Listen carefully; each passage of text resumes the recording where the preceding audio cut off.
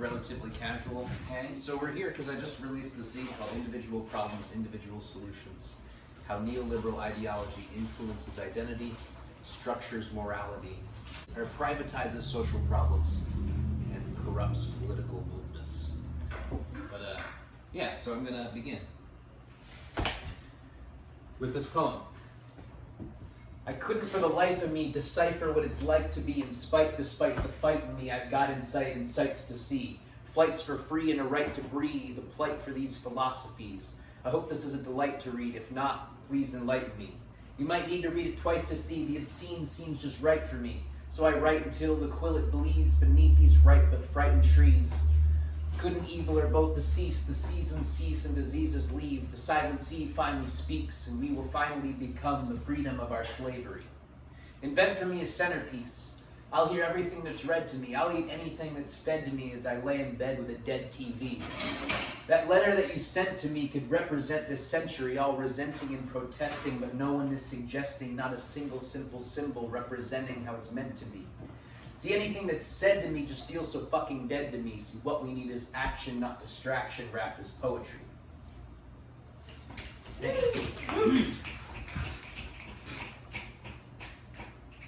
The overlapping and intertwined crises staring us down are enough to overwhelm any person with a thinking mind or a functioning heart.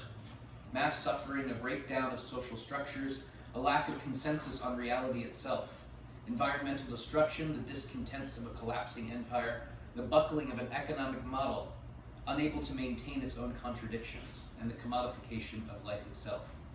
The result of these crises are serious mental distress, a dissolution of social cohesion, and a struggle to obtain the necessities for survival for much of the population. A neoliberal ideology interprets these issues not as systematic in nature, but rather as the responsibility of each individual to assess, take on, and overcome on their own. This ideal is reinforced politically, socially, and culturally. In order to adequately address these threats, we must fully recognize the variety of ways this ideology of privatization shapes our understanding of social problems.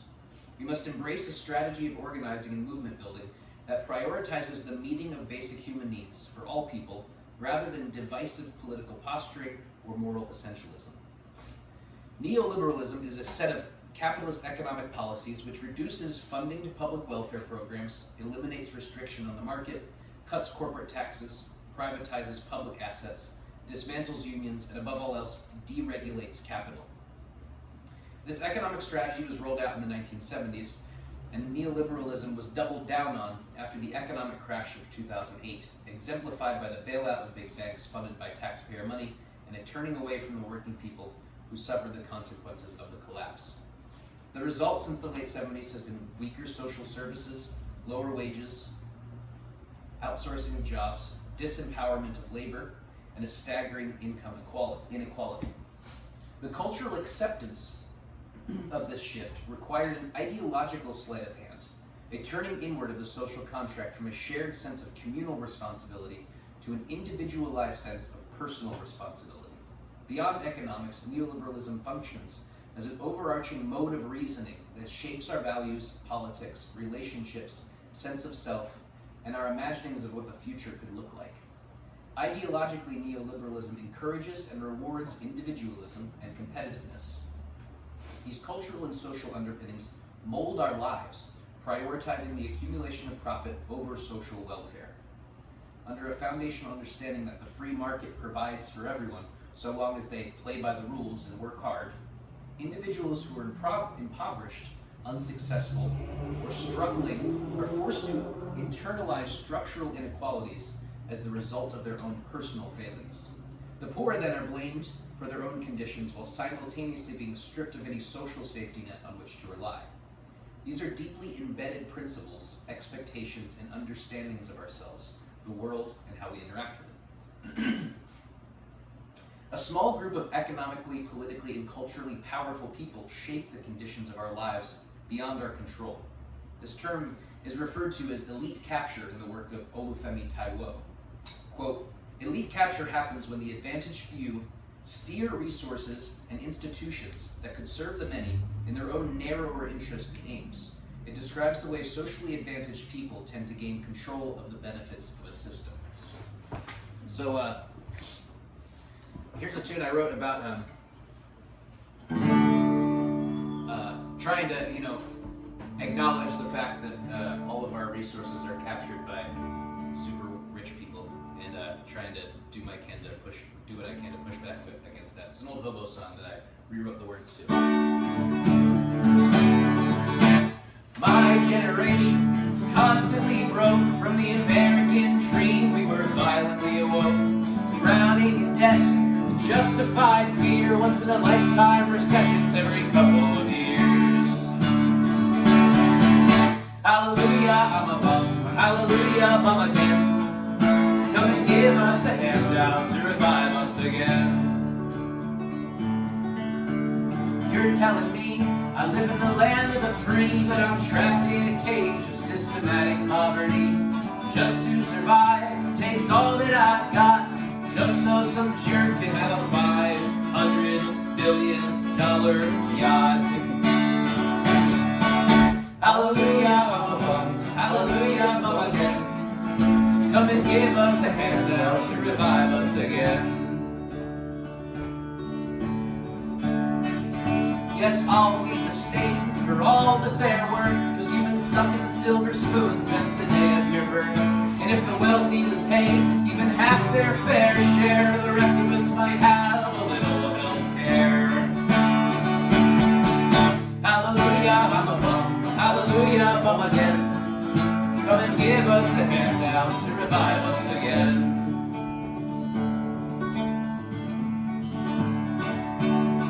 Well, the wealthy run the game, all liars and cheats. Before I sell my soul, I'll live on the streets. These systems and structures are all rigged and wrong. I'm playing along, I am no king's pawn. Hallelujah, I'm a bum. Hallelujah, I'm a bum.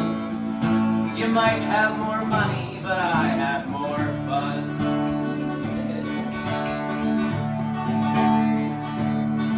Well, I don't need your pity, not asking for a favor.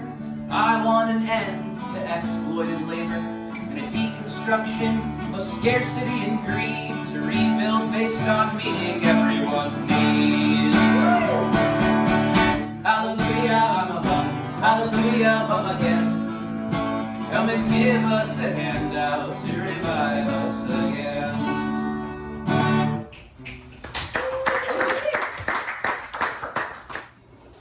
Access to basic resources depends on the predilections of members of the capitalist class. Housing, for example, is necessary for human survival, but is treated as a commodity. Housing is not understood as existing for the purpose of sheltering people, but instead exchanged in the marketplace for the profit of individual landlords or corporate real estate firms. Whether or not a person can be permitted access to shelter depends on their ability to provide a profit for a landlord. In this way, an elite class has captured the means of acquiring and maintaining shelter, a basic human need. The same could be said of healthcare, food, education, or any of the other requirements for human survival or social organization. The economically domineering class enforces their will not only through the capture of basic needs, but also in the realm of social ideology and culture. This work is done through a professional managerial class, the educated group tasked with disseminating capitalist ideology through academia, media, or cultural influences of other sorts.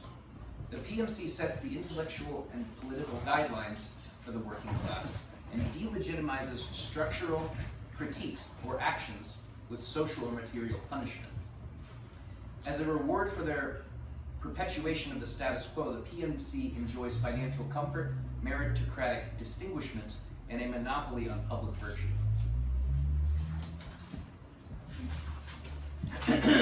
This poem is called Versions of Persons. I'm going to stand for my poetry, I think.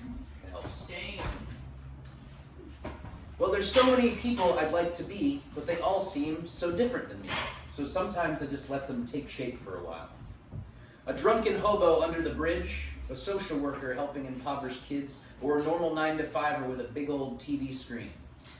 Part of a supportive community, a rambling loner traveling free, or an environmental studies major with an interest in classical literature. A crystal-clutching woo-woo type, a punk rocker screaming their plight, or a college girl on spring break drinking limeritas with all her besties. a hate-fueled man lurking 4chan, an indie photographer on Instagram, or a leftist podcast content curator. A stoner who drinks Mountain Dew all day, a meal prepper counting caloric intake, or a beat poet with some eccentric obsessive little tick. An American flag-waving MAGA man, an Antifa protester blocking the tar sands, or a handsome jazz pianist with a scar across my face.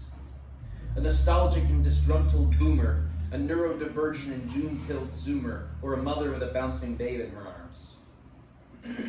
A fiddler in an old-time string band, a cocaine-addled, washed-up rocker man, or a karaoke singer finally letting loose in front of her coworkers. A fat policeman in a bowling league, a street performer with a trick up his sleeve, or a tattoo convention attendee with something clever to sell. A famous sports star who drives a sports car, a filthy carny admiring the stars, or a YouTube conspiracy theorist who has it all figured out. An evil man at the stock exchange, some street urchin spanging some change, or a deranged shirtless someone singing on the subway at midday. A quiet, humble, bookish type, an REI-supplied hiker guy, or the kind of person who has the guts to kill themselves. An immortal anonymous graffiti artist, a kinkster tied up in a shiny leather harness, or a weapons contractor who sleeps easy at night. Someone who really gives a shit, someone with no fucks to give, or someone truly satisfied with where they're at. There's so many versions of persons to be, all stumbling through life just as listless as me. I wonder how I will appear in your poem. We're talking about the PMC right now, professional managerial class. The PMC's sense of superiority is often lorded over the lower classes in the form of identity politics, an essentializing of identity categories such as race, gender expression, or sexuality, which flattens and depoliticizes power dynamics socially, economically, or politically. Certainly our society is profoundly oppressive to people based on their identity. This matter of injustice is deeply ingrained into the foundations of our culture and are materially consequential to the lives of many. However, identity politics, as we understand the term contemporarily, is regularly weaponized in bad faith to undermine class-based political struggle. Within the framework of identity politics, class is not regarded as a meaningful delineation of oppression or privilege. Adolph Reed Jr. says, quote, "Identitarian political practice requires a demonstration of morally charged purity and recognition of differences of privilege and positioning, all before any consideration of mutual points of concern or strategic movement building towards a shared goal. Behavior policing, the constant surveillance of allyship, and insistence on purity of language all tend to create an alienating environment that is ultimately unproductive for building organizational momentum towards practical goals. This ideology is also easily and often co-opted by corporations or politicians to win the favor of people searching for progressive cultural affirmation, all while maintaining the existing economic and social conditions. Corporate entities proudly explain their commitment to multicultural sensibilities as they exploit labor to extreme degrees, often a labor of marginalized identity groups."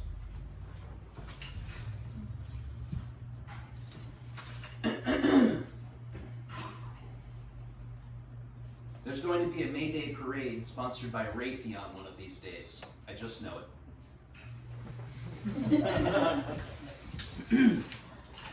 Our politics can and should support people of marginalized identities while also building an understanding of the socioeconomic underpinnings of those injustices. To confront issues of identity-based oppression in any meaningful sense requires a material analysis of the structures that created and maintained them. The historical context of the invention and maintenance of race as a concept is a prerequisite for comprehending and deconstructing racist police violence, disproportionate incarceration levels, the exploitation of communities of color, or any of the other malcontents of structural racism that are still so prevalent today. Social realities are not experienced exclusively through identity, and marginalization does not occur through identity alone. People without access to health care, houseless populations, the incarcerated, or those struggling with substances are examples of marginalized groups that cut across lines of race, gender, or sexual orientation. Quoting again here from Adolph Reed Jr. "Non-whites and women are disproportionately present within nearly all of these groups, but they are not reducible to race or gender, and it is by no means a foregone conclusion that say a displaced black steelworker who is a single parent working in an insecure low-wage job with no benefits and trying to negotiate the metropolitan crisis and affordable housing will experience her daily life and social position, fashion her dreams and expectations, or interpret her concerns and grievances primarily through perceptions of racial or gender identity over other categories that reflect the pertinent facets of her practical life, unquote. A disregard of the injustices experienced by victims of oppression is not the idea here, but rather a rejection of the purity politics, the behavior policing, and the abstract platitudes deemed as the be-all, end-all of political pursuit. Instead, our emphasis should be on building collective models of meeting social needs to make the current power structures obsolete and indeed build more just structures from their rubble. Our movements must simultaneously recognize the fundamental ways in which identity-based oppression is stitched into the fabric of our society through cultural norms and economic imbalance, while also turning away from the weaponization of identity used in bad faith to create divisions among working-class people who have common interests. For an overwhelming majority of the world's population, standard of living is determined by a relationship to employment and financial standing. Inequalities that emerge from class are the foundation on which other social oppressions are built. Eliminating class inequality is an essential condition of addressing social oppression. That's not to say that all social injustice would just disappear overnight if everyone has had housing and healthcare, but any attempt to deal with social oppressions without addressing economic inequality is inadequate. The oppression of the working class cuts across all lines of identity. In this way, class oppression is unique in that it is unifying rather than isolating. The way to empower the largest number of members of marginalized identities is to empower the working class to which a vast majority of them belong. Satan reigns in a secular age, so we build our gods from the ground up. With our hearts set ablaze, communities start to take shape in the connections we make and the art we create. In this way, you might say, our God was priced out of the neighborhood. To make way for the new cafes, condos came to claim our wild space, the spots where we would gather and the rabble round the fire to admire our delicious self-destruction, where we drink our liquor on the banks of the river, hollering our hymns into the city's rippling reflection. These holy sites seem to be swept away overnight, taking their place were quaint bakeries and cute breweries to make the tech bros feel comfortable. Such a livable city, but for who, I'd ask? The blue-collar working class you're so quick to allude to in real estate ads are out on their ass, slapped with rising rents they can't afford, racked with debt, jobs outsourced. The people who make the neighborhood unique are replaced with young money and IKEA chic. The calloused hands of working people too coarse to grasp a plastic sheen, the glossy facade of the violence machine. It's tough to keep up with the pace of these changes, and the kids these days with the screens in their faces, it's easy to reach some sort of sedation, so maybe they get to drink it, or get a hold of some conspiracy thinking, this will explain it, this will make the pain go away, but now I'm drunk and I'm crazy with nowhere to stay. They sweep the streets and tear down the tent towns, the only housing left for the dispossessed and beaten down, but these wealthy white women need some place to do Pilates, so they start clearing some space, and sometimes they find a body and just throw it away, I guess. This is who we're building the future for. This is what we sacrifice human life for.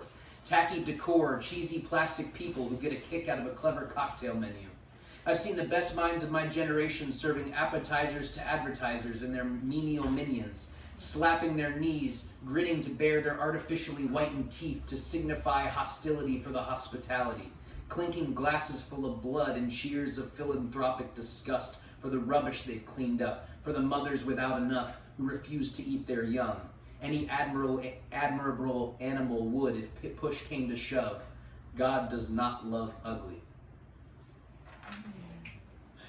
Personal narratives of identity and their weaponization brings us to confront the great chimera of our time, the infinite void of personalized indulgence to which an exceeding percentage of our lives now seems to take place, the godforsaken internet. The internet in general, and social media more specifically, fundamentally shapes how we conceive of human interaction. Knowledge production and distribution lies almost entirely in the hands of tech giants who hold unprecedented cultural and social power and are motivated exclusively by profit. These platforms exploit our psychology at a neurological level by design. and harvest our personal data to an exacting degree for advertisers. In the political sphere, online discourse never appears to have goals to be worked towards, only a reaffirmation of moral superiority and the fetishization of transgression.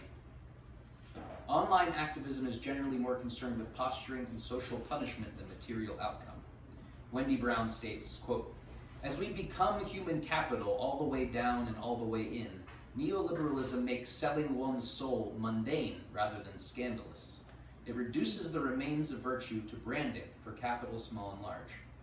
It converts workers into human capital, not just by generating a gig economy, but also by disseminating the idea that your task is to enhance your own value, to present and brand yourself such a way that you attract investors in that self and calculate your own self-investments," unquote.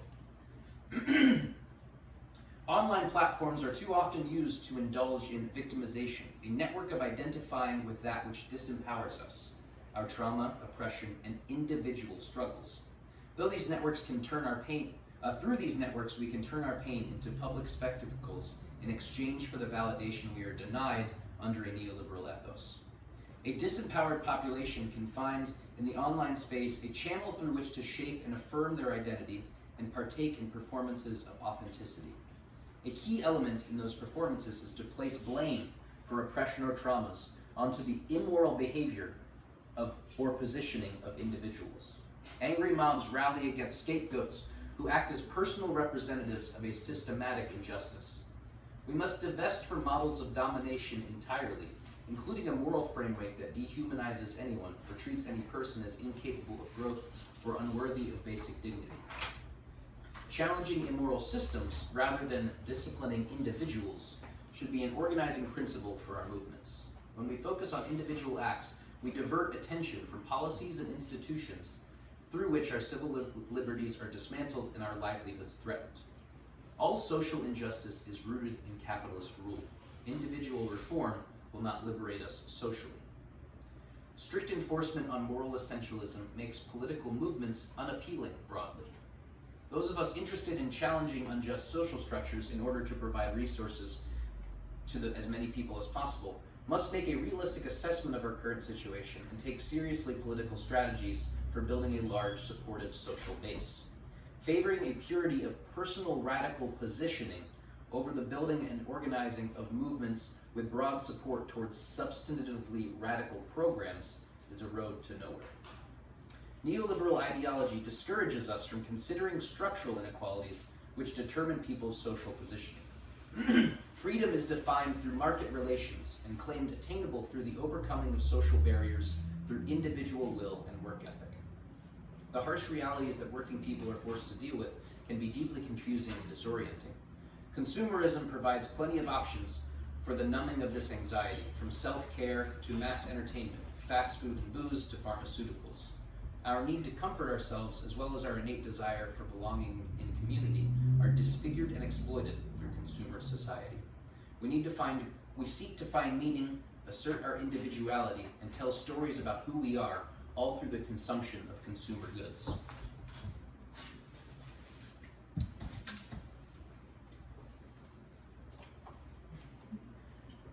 An American flag waving at half-mast in front of a McDonald's just about says it all. The assertion of our political beliefs or moral stature are also confined to the realm of individual consumer choices. The climate crisis and the things we are told we should do to combat it provide a great example here. Riding a bike to work or recycling are great things to do, but we should not labor under the illusion that these choices are making any difference to the climate. The impending climate collapse is such an overwhelming issue that we cannot address it without a complete overhaul of our economic and social structures. Since that seems impossible, we instead make attempts to feel as if we're doing something about climate change. The reality is that individual action is pointless, it has no impact. The climate crisis is driven by a few large corporations, mostly in the sectors of energy and agriculture. To place the responsibility of solving the climate crisis on the consumer choices of individuals deflects the responsibility away from the economic structures and its powerful beneficiaries who are actually at fault. So, let's sing a song about it.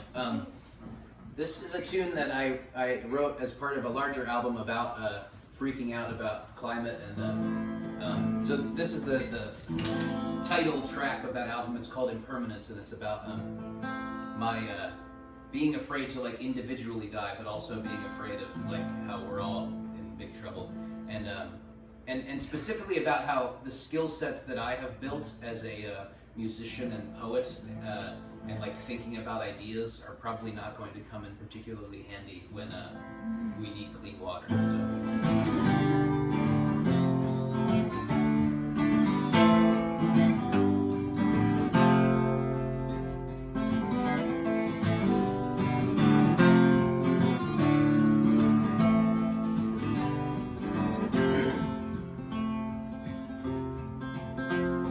If I were denied these trying times, how could I know my own worth?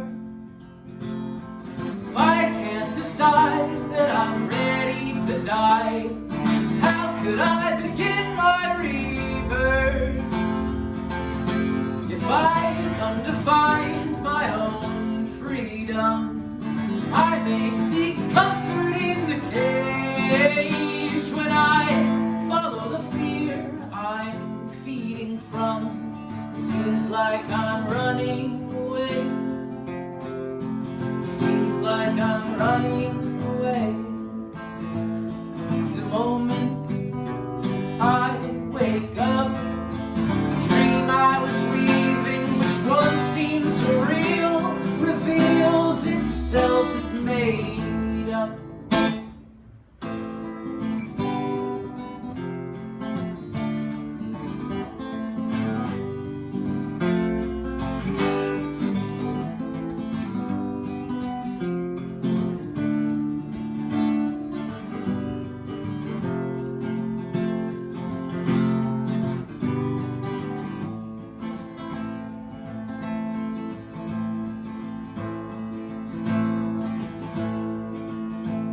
Time comes to pass that I'm actually asked what the fuck I'm fighting for. A brief relief of pain won't quiet my brain, which seeks immortality and more. Seeks immortality and more. The moment I die, I can finally recognize that I had in fact been alive.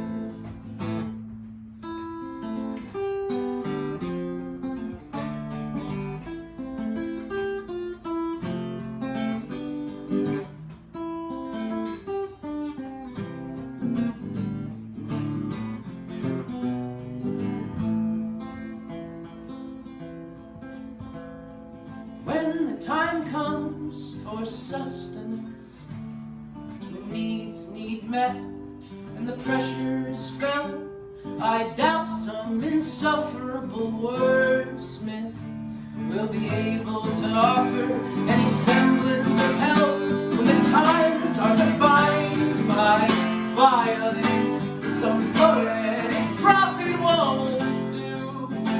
I've learned my aversion to impermanence. The pen is not quite as mighty as the truth that a big man with a gun will do what he wants to. So do as he says or he'll shoot. No, my story will not live on.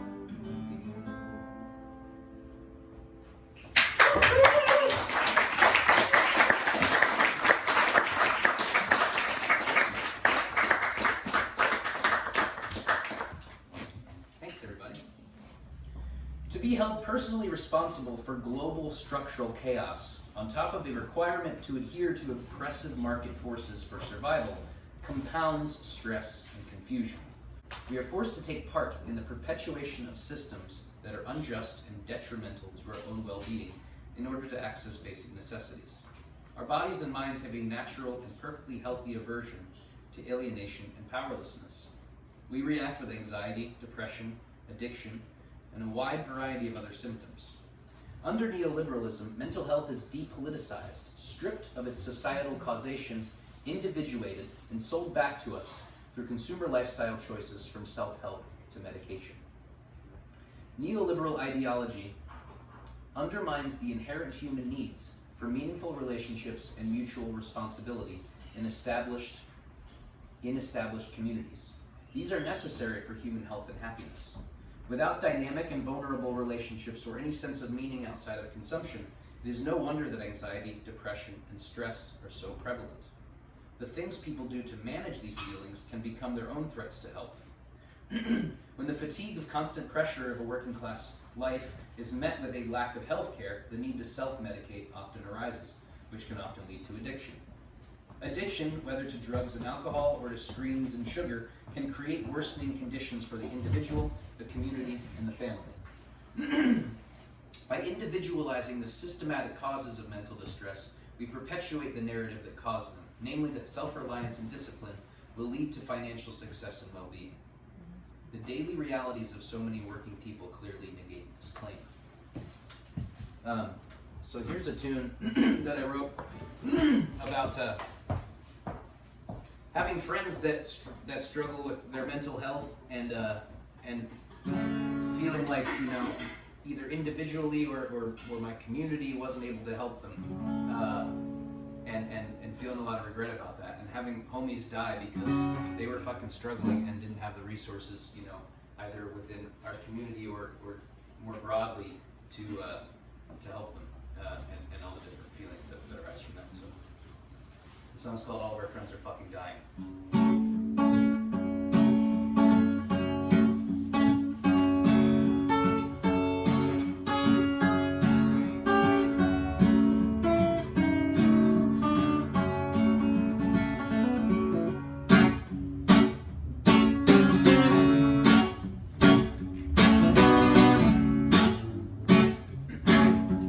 Pain by some other name, translated to a cyclical shame.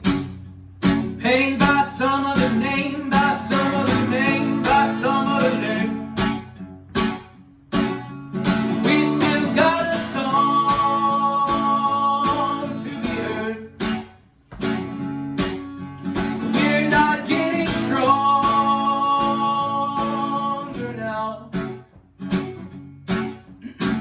Desperation isn't uncomfortable.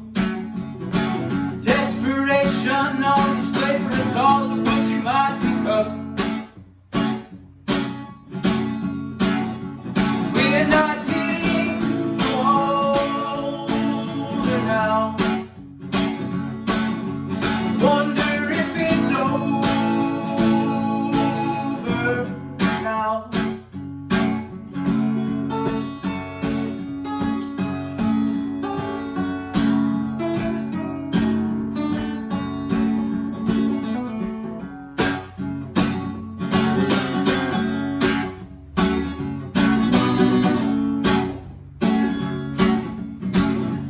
Deny and reject, protect our own necks.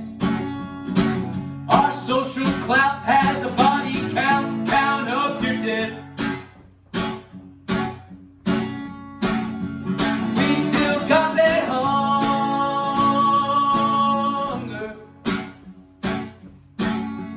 We're not getting younger now.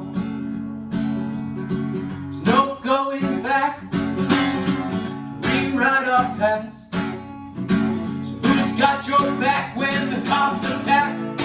From inside the skulls they crack. I thought we swore our savior.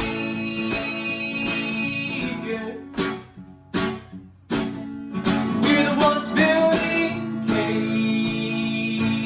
cages now.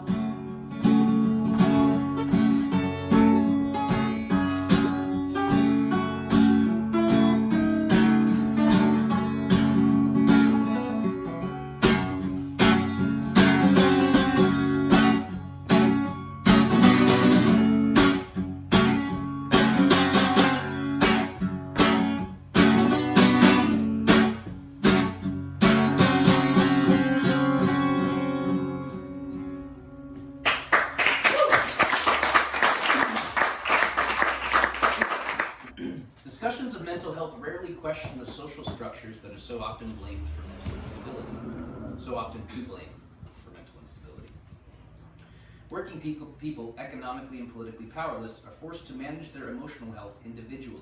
The working class is assured that it is up to them to manage their own negative feelings and thoughts to achieve happiness. What would actually provide happiness is the guarantee of the necessities for physical safety and mental stability. The refusal of our society to provide basic needs is an enforcement of an ideology that is required for capital accumulation at the top of the economic hierarchy. This refusal is a tool of social control. A daily commute that requires you literally step over the starving bodies of other human beings will cause psychological and spiritual disturbance. Lurid displays of crushing wealth inequality serve as a reminder that if you do not maintain your function within the neoliberal paradigm, namely that of a union of labor and consumption, you could be the one sleeping on the street. We are all much more likely to slip, by no fault of our own, into that reality than we are to climb some imagined ladder of status which will launch us into wealth or fame, a fantasy constantly promised to us by the ideology and advertisements of neoliberalism.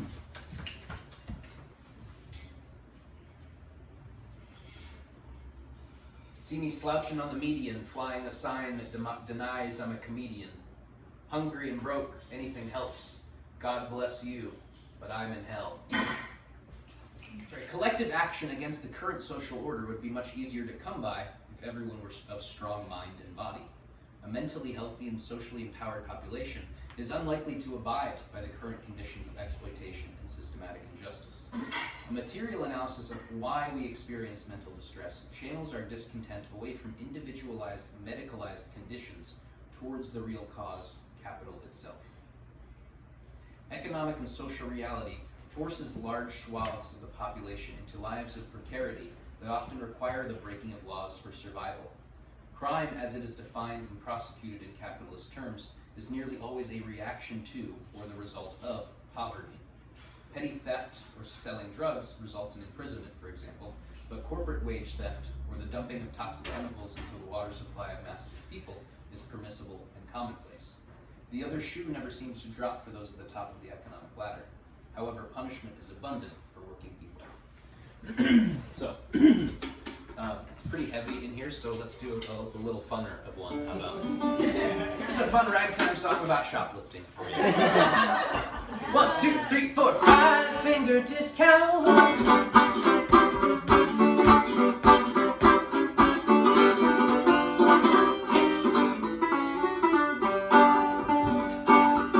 Walking down the aisle at the big box corporate store, see all these shiny things that I just can't afford. I take a look around, I make sure I'm being ignored, then I put what I want right in my pocket and walk on out the door. Never robbed no mom and pop, what do you take me for? Stealing from both friend or foe, it goes against my morals. When it comes to these companies, they don't deserve my dime. My conscience is clear, it's all on clearance for $3.99. Shoplifting, take the power back, kleptomaniacs, why not shoplifting?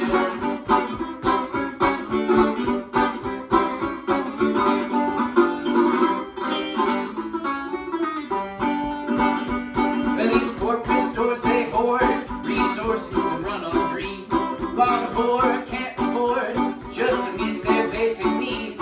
They exploit their labor force, commercialize and commodify. Then they line their pockets with massive profits, so I line mine with merchandise. Steal from the rich, that's you. Give to the poor, that's me. They've got their tax loopholes and the wealth hidden offshore. Well, if we can't have wholesale change, we'll have to nickel and dime.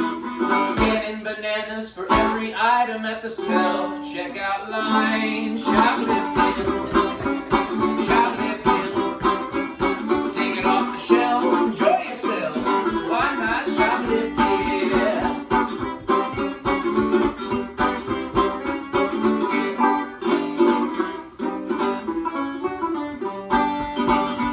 But I pilfered plenty of packs of pins. I pinched some vitamins and supplements, grabbed a bag of turkey and a bottle of booze. I boosted some juice and a booch or two. I snatched a fashionable shirt I'd seen. I nicked a new novel I've been meaning to read. Took my time, I didn't call attention. Didn't pay no mind to the loss prevention. I nabbed some nail polish, cause it only cost $1. And I absconded with some condoms, cause they cost far too much. And I stole some salami when I went down to the deli. And I took all their free samples till I filled up my big belly. Then I stole a look at one last tree before I decided to leave. And I shoplifted some chocolate, cause all chocolate should be free. Shoplifting, shoplifting. Take your power back, kleptomaniacs, but not shoplifting.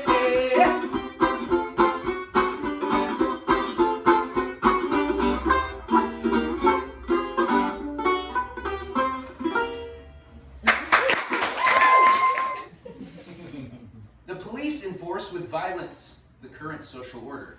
Cops maintain systems of inequality to benefit the profit accumulation of the capitalist class. This has historically been their function, and it continues to be. Derricka Purnell says, police do not and cannot address the society that creates racial and economic exploitation, only punish people who steal, fight, burglarize, and trespass because of it. Rather than eliminating the unjust conditions, cities and the federal government send in police to manage the inequality, unquote. As activists, organizers, and communities of marginalized people respond to ever-worsening material conditions, it will be the police who detain, abduct, beat, and kill those who are merely fighting for survival. With mass distress comes mass discontentment from all over the political spectrum. Much of the population lacks the vocabulary or analysis to explain the social conditions they are manipulated and immiserated by, but do have a general sense of the incompetence of the institutions which supposedly exist to benefit them. For decades, institutions of education, finance, or the state have failed to make anything materially better for working people. No popular movements in recent decades have successfully harnessed this frustration, but are often co-opted, their material substance replaced by platitudes and performative posturing. A more just social arrangement requires a massive redistribution of wealth and resources. There are not currently any established and broadly supported movements working towards this goal. Therefore, we must make the building of such movements a key strategic principle of our political critique, analysis, formation, and action. Building alternative structures of social connection and strengthening avenues for political engagement will involve a variety of tactics on varying scales. Seeking out points of unity, we can orient our struggles from common interests and goals that bring people together and build from that foundation. Constructive politics, political organizing which is oriented around common experience and commonly established goals, are bound to be the most successful in winning broad support. Adolf Reed says, quote, "The concerns and aspirations most widely shared are rooted in everyday life, shaped and constrained by political economy," unquote. Concerns such as finding a decent job, attaining health care, securing housing, pursuing education, caring for family, are issues that resonate with nearly everyone. I have this little book of little poems. I can see the humanity in all people, the light of God in their eyes. But if you own a Tesla, fuck you.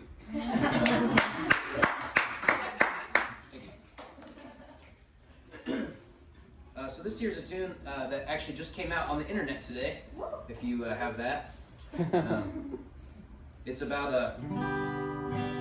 how, like, you know, there's lots of different people that live inside of our bodies and inside of our brains, and then there's even more people than that we like wish we could be, and you know, there's just a lot of different folks out there, and also in us too.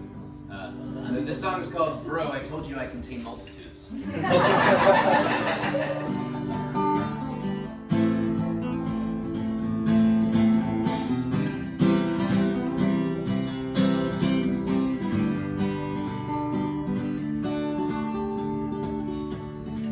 But I wish I was a stranger, just rolled into town.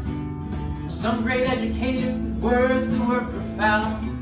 Wish I could accept the present for the gift it is. Wish I could envision a future beyond apocalypse. But I wish I was an outlaw, or at least a decent man. An activist chained to some tree taking my stand, or a monk in meditation, or patiently waiting for a savior. I will probably die in the search to meet my maker. I am more than you see. I piece together identity, but I am me, whatever that means.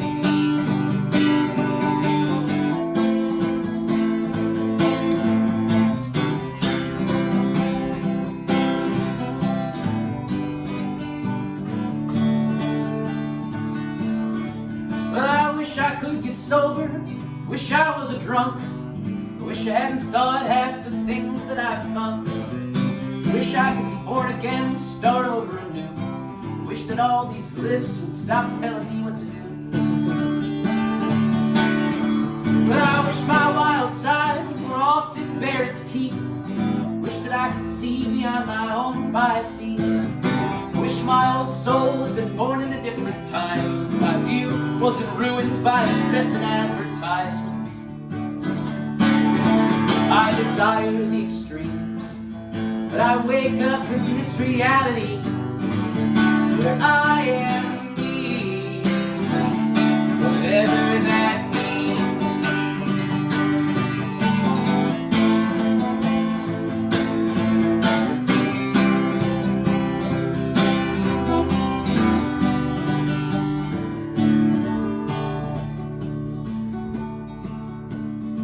Well, I wish I had some heritage deserving of some pride. All I got is shopping malls built on genocide. Wish that I could feel what freedom really means beyond the demonstrations of desperation I've seen. Oh, I wish my guarded heart would let all its love unleash. Wish that I could fill this void that never seems to cease. I wish my raised fist of rage made any difference. I wish a better world didn't always feel so distant.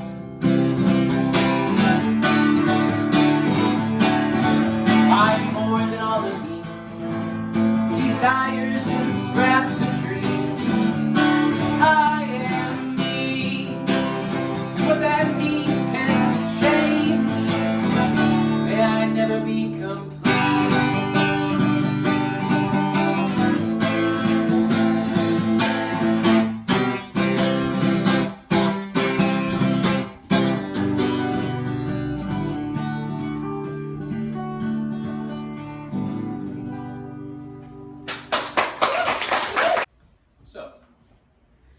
Anyone with a desire to join up in the cause of mutual liberation ought to be able to contribute whatever way best suits their unique abilities and skill sets. Fostering healthy and caring relationships along with solid political alliances strengthens our movements from crumbling under trivial dramas or structural threats. Interpersonal conflict will certainly arise. However, a collective vision that goes beyond the internal politics of a movement combats the external structures which oppress us all. Solidarity is threatening to the capitalist class, to the material structures and ideologies that oppress working people everywhere. Organizing around the redistribution of wealth unifies us in class struggle. The most effective way to improve the lives of the largest number of marginalized people, the most effective anti-racism, the best mental health treatment, is a more equal distribution of resources. Emma Dabiri says, quote, "As the rich get richer, the rest of us will be left in increasingly precarious situations. In the global recession that is upon us, the powerful will double down on their control of state and cultural apparatuses. They will be determined to repress or co-opt the tremulous expressions of resistance that are gaining volume as the people rise up against death. The issue of corruption is pertinent. Our articulations of dissent too often mirror the parameters of our oppression. Reproducing oppressive systems, unwittingly reinforcing them, or attempting to reverse them, or indeed diversify them, to make them more inclusive, when in truth they need to dissolve. Inclusion is access to power in a system that is ultimately a tool of destruction."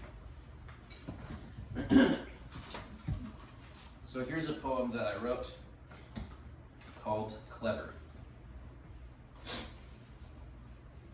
I considered writing a witty or clever lyric or poem about how the Amazon rainforest is being clear-cut on a daily basis, while Amazon, the company, becomes more powerful and all-encompassing corporation, whose founder is the wealthiest person in the history of the world. It would go something like, saw blades thrash towards extinction in mass to extract the exact factors of collapse and disaster.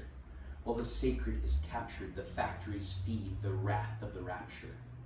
The pure and undisturbed lungs of the earth serve a purpose beyond monetary worth. Another god is erased by the curse of the coerced, another culture consumed by consumer culture. We all partake as a package awaits in the safety of your doorway. A logo displays a smiling face, somehow escapes any relation to its namesake. Seems like a pretty poetic comparison to make, could be fun to play around with, but it's too easy. The dystopian novel we're living in isn't even well written. Of course our one corporation under God is named after one of the planet's most essential ecosystems, which of course is being steadily destroyed to mine fossil fuels, the very same sort of exploitation that is hurling all life on Earth into a faster and more apparent death spiral with each passing day. These antagonists are too villainous to even be believable. Develop some character. Global domination in the interest of what? Gaining profits? Let's show some real motives. See some context here. Flesh out some themes, like what they taught me in writing class in college. What do these people really want? Does someone need a hug? Le Guin, Butler, and Huxley are rolling their eyes in their graves. Yes, of course, the masses are herded like cattle as an exploited labor force and lulled into complacency by a propagandistic media machine and a poisoned diet. We've already read this. Oh yes, the sci-fi technocratic robo-apocalypse sends death-dealing drones through the sky as mass surveillance watches our every move, commodifying human experiences into a desperate lust for internet points and hot takes. Oh, and the robots are intelligent and self-aware, and algorithms pick your music for you too now. It's Big Brother, man. Give me a break. Speaking of which, did just release that song on Spotify today. If you could go ahead and give that a like. Follow, subscribe. The forever war drudges on, laying waste to innocent people as we force the children to pledge their allegiance, make the downtrodden fight amongst themselves for scraps in the slums, while the top echelons drown in decadence, hoard extravagance, and have weird rich people orgies. It's all such a stale concept. And where is our main character? Who is our Christ figure? It can't be me, surely. I'll admit it, I do seem like a pretty fleshed out character. I have my flaws, I have nice hair. But it seems like the final act, and I still know very little about redemption. This is a shitty book, so contrived, but it did have some funny parts. Made me laugh a few times. I give it a 2-star review on Amazon.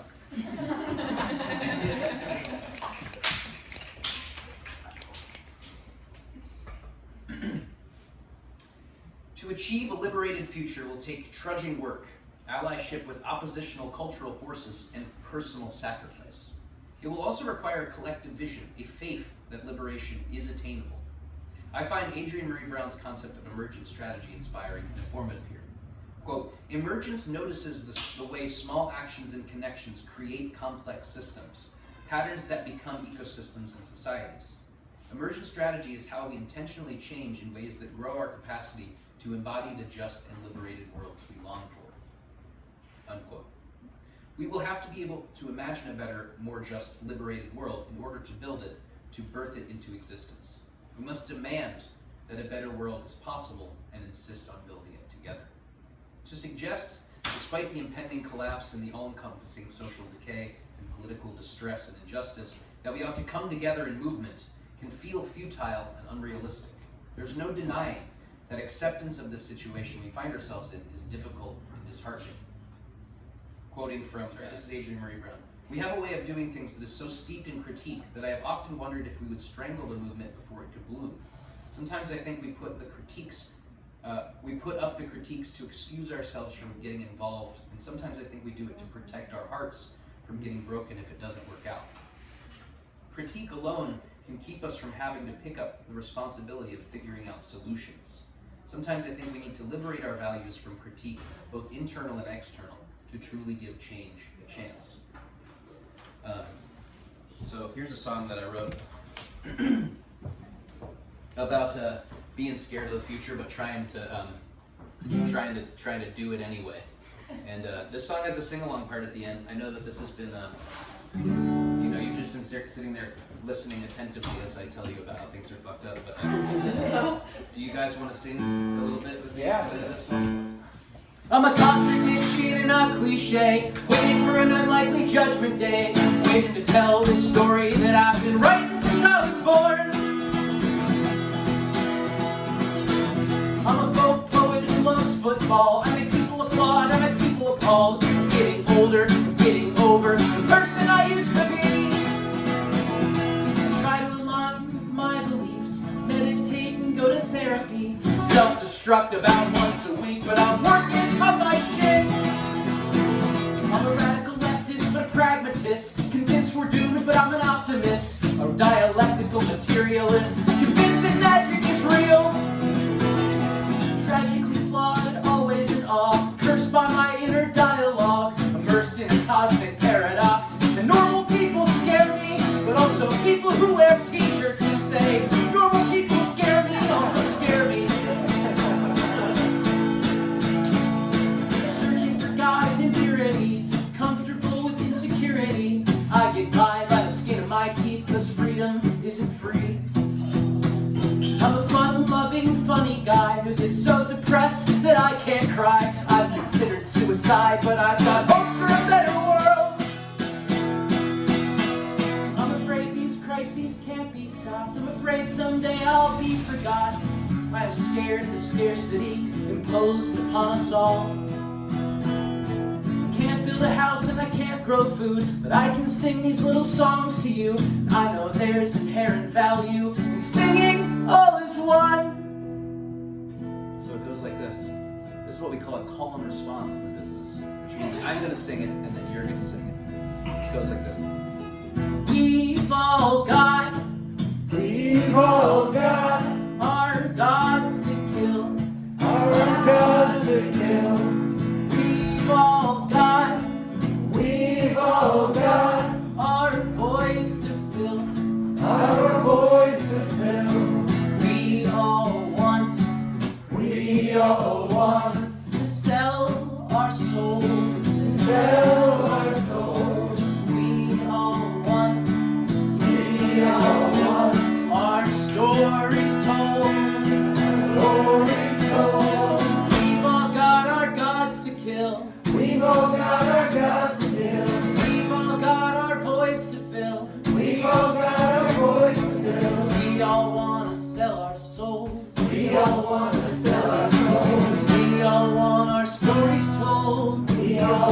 stories told. We've all got our gods to kill. We've all got our voids to fill. We all want to sell our souls. We all want our stories told. We've all got our gods to kill. We've all got our voids to fill. We all want to sell our souls. We all want our stories told. We all want our stories told.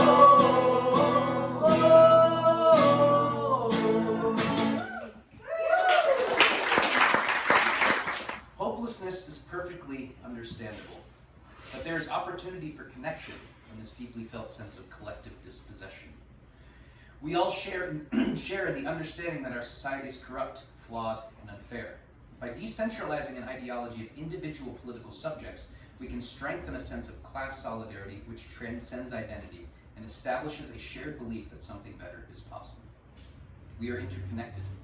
Our suffering is inextricably intertwined, as is our liberation. The material conditions of our world shape our lives and relationships. Adrienne Marie Brown says, quote, "Connection to each other is the most important thing to cultivate in the face of hopelessness. We do not want to cling to outdated paradigms. We want to cling to each other and shift the paradigms." Unquote. We have to work together, especially considering the incredibly short time frame we have if we are to endure the impending climate collapse with any semblance of humanity.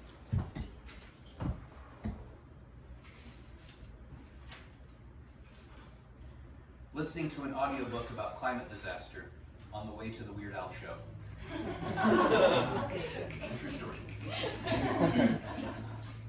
Resource scarcity, mass migrations of displaced climate refugees, devastating weather events, and the social upheaval that these will cause guarantee that if we do not recognize and act in accordance with our interdependence, we are doomed to meet these conditions with more cruelty, dehumanization, and austerity. Political demagogues will respond to the fallouts of these intersecting crises with hostility and violence towards the disenfranchised, even though the source of these problems lie in extraction and exploitation and hoarding of resources on the part of the capitalist class. This makes starkly clear the reality of our time. Political abstractions such as equality and freedom and progress, though honorable and worthy of fighting for, pale in comparison to what is truly at stake: survival and basic dignity. Ultimately, it will be these for which we must organize. Let us set aside lofty utopian ideas, because material resource accessibility for immediate subsistence is the reality for the very near future for the privileged among us, and a reality for the immediate present for a very many more. That's fucking tough to deal with and think about. I sang the song earlier about how, like, writing clever little poems, maybe not a great skill set, but what I do genuinely believe, though I may have a confirmation bias because of my career, but I really think that a tool that we can use in those weakening social and material conditions is to sing together. I think it's something that, like, brings people together in a way that I can't quite articulate, but I think there's something about vibes in there, right? People's voices coming together. It's a thing that I think can be used as a genuine tool of, like, dealing with the shit that we're in. So we just sang a little bit together. I was wondering if we want to do that a little bit more. Anybody feel any of that? Yeah. I was thinking we could do sort of a happier one. Does that sound okay? So I want to do Sorrows Away. This one is a good. I'll sing a bit of it, and then we'll do a part that's all together. So it goes like this. Well, the time comes to pass more cheerful each day, since we found a new act to drive sorrows away. Sorrows away. Sorrows away. Sorrows away. Since we found a new act to drive sorrows away. Chloe, my dear, with her eyes in the sky, with her red rosy cheeks and her sparkling eyes. Sparkling eyes. Sparkling eyes. Sparkling eyes.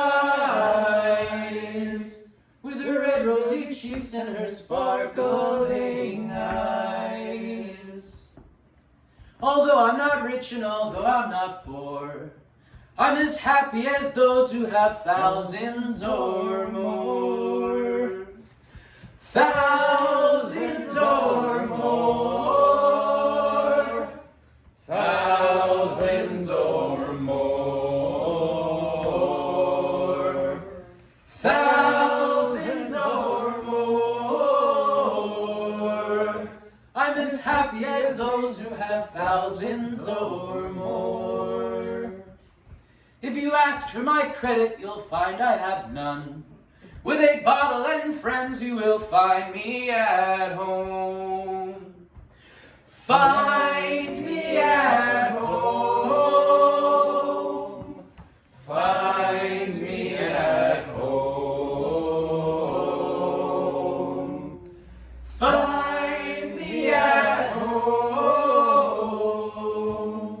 With a bottle and friends, you will find me at home. One more, let's let them hear it outside. Well, the time comes to pass more cheerful each day, since we found a new act to drive sorrows away. Sorrows away. Sorrows away. Sorrows away.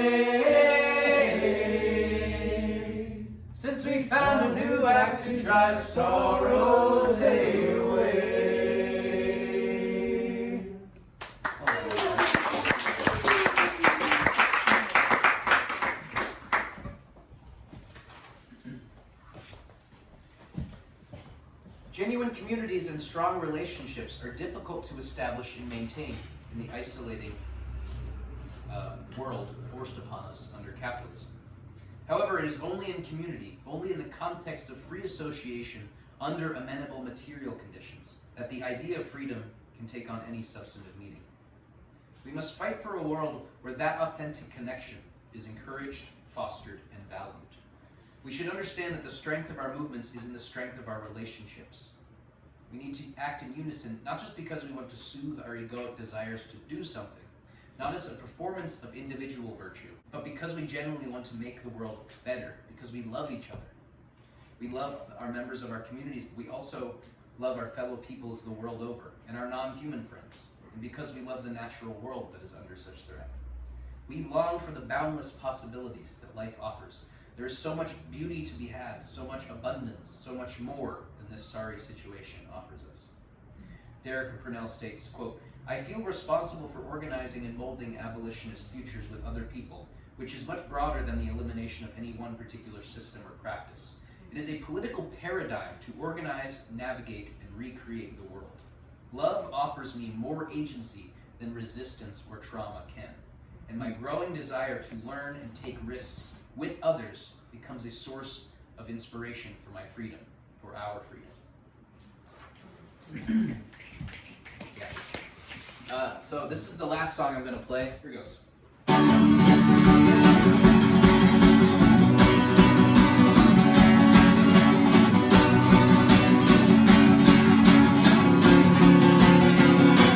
We're all living on the brink of a breakdown, occupying the spaces between life cycles and death spirals, a solipsistic sense of certainty.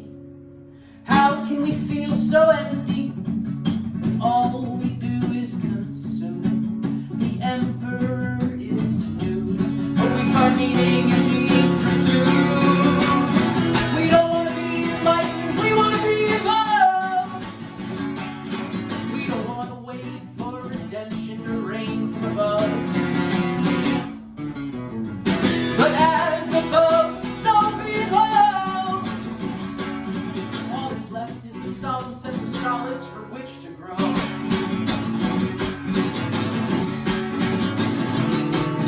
We need darkness to see the stars, but our resistance mimics the orthodox. The truth is we must give up on truth, embrace a beautiful, brutal paradox. So drink now of the blood from the sacramental wine. Dine now on the body, but what of the mind? All is in a constant state of becoming, everything perpetually coming to its end. Fulfillment in the face of futility. Omnipotent indifference forgives us of our discontent.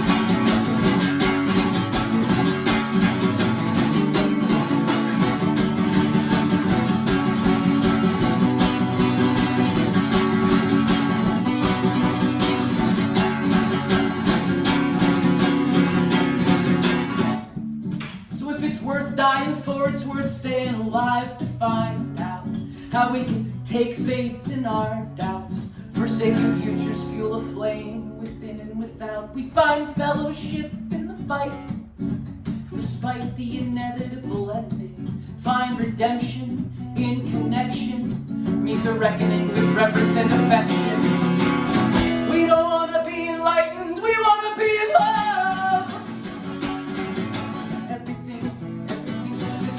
Ending all the time. Laughter in the face of suffering, suffering, suffering. From the forest edge we can sense a lovingly indifferent divine.